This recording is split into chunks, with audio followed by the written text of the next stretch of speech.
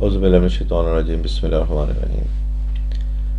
ہمارا آج کا موضوع ہے جنات کی خوراک، یا اسے یوں بھی کہہ لیں ویران یا غیر آباد جگہ کو آباد کرنا۔ بعض اوقات ایسے ہوتا ہے کہ کوئی جگہ ایسی ہے کہ جہاں پہ کوئی مکان یا کوئی پلازا یا کوئی بلڈنگ بنانی شروع ہوئی، لیکن اس کی تکمیل جو ہے وہ ہونے میں نہیں آتی۔ کوئی نہ کوئی مسئلہ بنتا رہتا ہے، کوئی نہ کبھی کوئی مزدور گر گیا، کبھی کوئی حادثہ ہو گیا، کبھی کوئی کرین خراب ہو گئی، کبھی فنڈز کی کمی ہو گئی۔ تو ایسے بہت سارے واقعات ہوتے ہیں، اس کے پیچھے بعض اوقات جناتی یا عملیاتی معاملات بھی کار فرما ہوتے ہیں۔ اس سلسلے میں مجھے ایک واقعہ یاد آ رہا ہے۔ وہ والد صاحب اللہ بخشے میرے جو تھے، انہوں نے بتایا تھا کہ وہ ایک جگہ پہ ایک ریلوے کا کام ہو رہا تھا، پٹری وغیرہ کوئی پل وغیرہ بن رہا تھا، تو وہاں پہ جب بھی کام شروع کرتے تھے وہ تو کوئی نہ کوئی حادثہ وقوع پذیر ہو جاتا تھا۔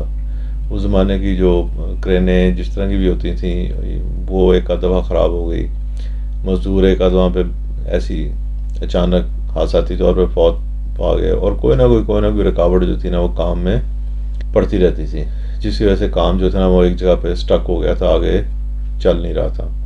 تو اس کے حل کے لیے انہوں نے کیا یہ کہ وہاں پہ ایک گھوڑا جو تھا اسے لا کے باندھ دیا۔ جب اس گھوڑے کو باندھا گیا تو وہ جب صبح آگے دوبارہ دیکھا تو وہ گھوڑا جو تھا نا وہ مر چکا ہوا تھا۔ اب اس کے حل کے طور پہ جو گھوڑا مر گیا تھا اس کی جگہ ایک اور گھوڑا باندھ دیا۔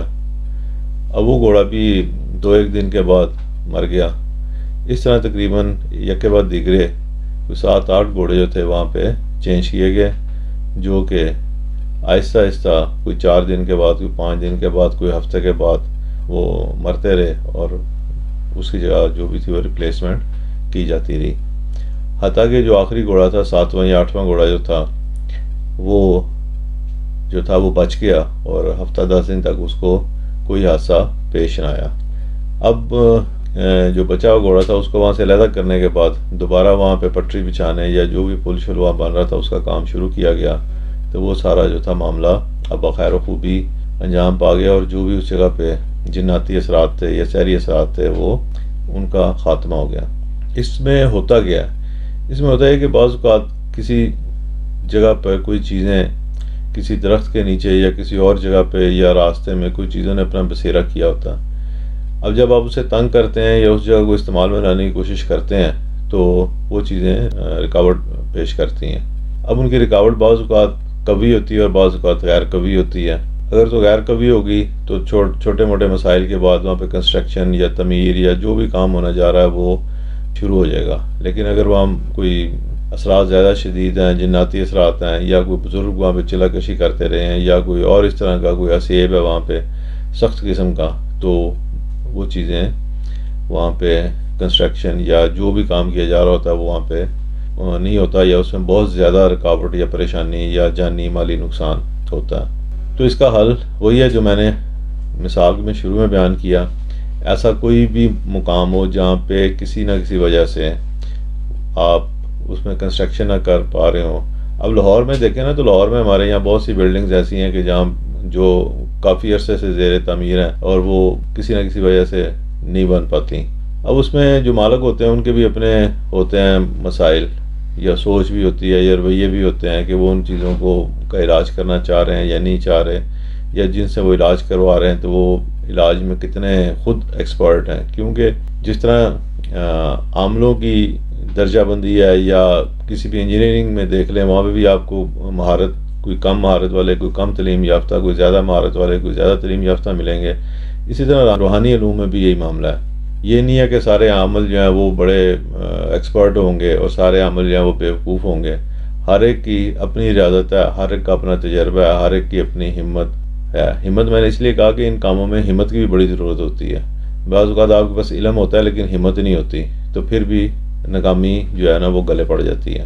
تو ایسا کوئی بھی معاملہ درپیش ہو تو اس کا آسان طریقہ یہی ہے کہ آپ وہاں پہ ایک جانور باندھ دیں اور اس کو دیکھیں کہ اگلے 24 گھنٹے میں وہ زندہ رہتا ہے یا مر جاتا ہے۔ اگر تو وہ مر جاتا ہے تو اس کی جگہ دوسرا جانور باندھ دیں۔ اب اسے دیکھیں کتنے دن وہ زندہ رہتا ہے۔ اگر وہ 3-4 دن یا 2 دن یا 1 دن پھر گزارتا ہے تو اس جانور کو آپ ریپلیس کرتے رہیں، وہاں پہ دوسرا جانور جو ہے نا وہ آپ لا کے باندھتے رہیں۔ وہ آہستہ آہستہ اس جگہ پہ جو بھی اثرات ہوں گے، کسی جناتی اثرات ہوں گے یا کسی بزرگ کے چلے کی وجہ سے کوئی اثرات ہوں گے، جو آپ نے وہاں پہ جانور لا کے باندھا ہے، وہ اثرات اس کے وہاں باندھنے سے آہستہ آہستہ زائل ہوتے جائیں گے، ان کی قوت کم ہوتی جائے گی، اور وہ جو ہے جگہ آہستہ آہستہ قابل استعمال ہوتی جائے گی۔ اس کے ساتھ ایک عمل جو ہے وہ ضرور کریں، وہ یہ ہے کہ ایسی جگہ کے اوپر بیٹھ کے خاص طور پہ فجر کے بعد جو ہے وہ سورہ بقرہ جو ہے اس کو باواضح بلند جو ہے نا وہ پڑھا جائے روزانہ، کم از کم ایک دفعہ تو آپ اس کو وہاں پہ ضرور پڑھیں، ایک دفعہ سے زیادہ پڑھ سکیں تو وہ زیادہ بہتر ہے۔ دل اگر کمزور ہو تو پھر ایسی جگہ پہ اکیلے بیٹھ کے سورۃ بقرہ کی تلاوت نہ کریں، ایک آدھ آدمی اپنے ساتھ لے لیں تاکہ حوصلہ بنا رہے اور خوف اور دہشت جو ہے وہ طاری نہ ہو ویرانے کی وجہ سے۔ بہرحال یہ دو چیزیں کریں، انشاءاللہ تعالی اللہ تعالیٰ کا فضل ہوگا، اور وہ جگہ جو ہے آپ کو اس قابل ہو جائے گی کہ آپ وہاں پہ جو بھی تعمیر کرنا چاہ رہے ہیں، کنسٹرکشن کرنا چاہ رہے ہیں، جو بھی چیز آپ بنانا چاہ رہے ہیں وہ وہاں پہ بن جائے گی، اور اس کی ویرانی اور وہاں پہ رکاوٹیں پریشانیاں جو ہے وہ دور ہو جائیں گی۔ اللہ تعالیٰ ہم سب کا حامی اور ناصر ہو اور ہمیں دنیا اور آخرت میں کامیاب فرمائے، آمین۔